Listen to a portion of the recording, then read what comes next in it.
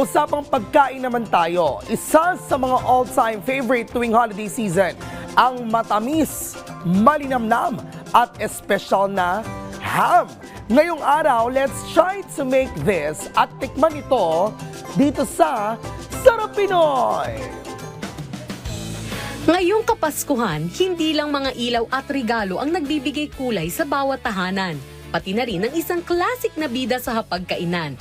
Yan ay ang sweet ham. Kaya kung gusto mo gumawa ng sarili mong sweet ham na matamis, juicy at puno ng holiday feels, tara pumunta tayo sa E. Rodriguez, Quezon City at samahan si Sarte Guerrero at Arthur Rivera dito sa Sarap Pinoy.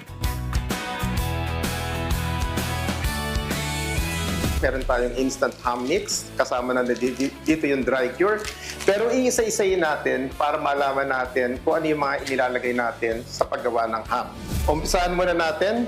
Okay, simulan natin sa, ito po yung tuy halos. Siya. Then salt. Pagsasama-samahin lang natin siya. Curing salt.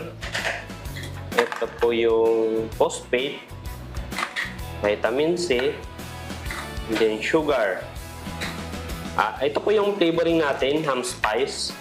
Tapos beef blend, pangkulong ng tubig. And then isolate. Tapos lalagyan natin siya ng smoke flavor. Haluin lang natin. Lagyan natin yung water. Ito yung i-inject natin sa loob ng ham. Ito yung tinatawag natin na pumping solution. Sunod naman na prepare ay ang dry cure mixture gamit ang salt, sugar, phosphate at vitamin C powder. Ang ginagamit nga pala nating part ng ham is pigi. Set aside lang natin. Tapos dito tayo sa solution natin. Gamit lang tayo ng pansala. Gagamit lang tayo ng ringgilya o syringe. Ubusin lang natin siya sa laman lang. Half inch ang pagitan po. Mag-apply tayo ng konting masahe.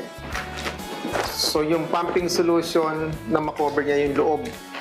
Ito naman po yung tinatawag na dry cure. Na-apply na natin yung curing and then yung dry cure solution.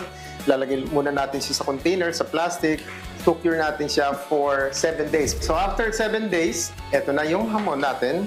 So kukunin lang natin kasi tatalian pa natin to and then ilalagay natin sa ham sack. Makahugas po. Forma lang natin siya para maganda yung ham natin. Kaya po natin tinatali para masiksik yung ham. So sa pagluto po, maglalagay din po tayo of the following. Brown sugar, sir.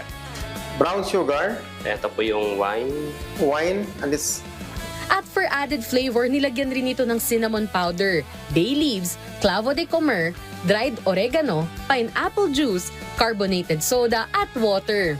tapos ilulublob na po natin. Lagay natin. Ayan.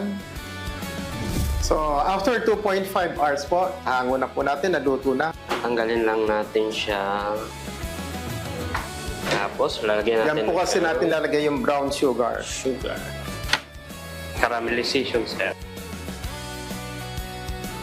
Luto na po ang ating sweet ham.